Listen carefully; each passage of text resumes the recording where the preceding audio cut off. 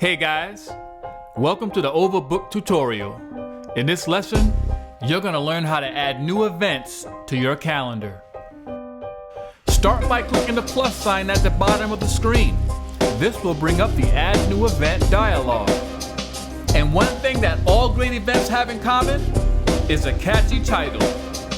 On the Overbooked Add New Event screen, you can add a title, a date, a time, and an address, so your fans will never miss an opportunity to see you perform or come to your event.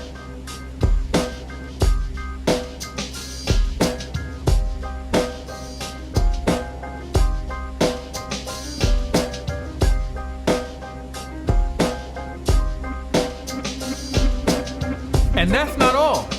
You can add a description, set a reminder, and attach a flyer right in the app. This is just the beginning of all that you can do.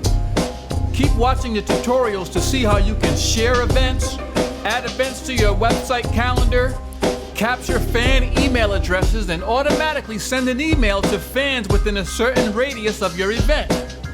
Congratulations on creating your first Overbooked event and taking a huge step toward building your fan base.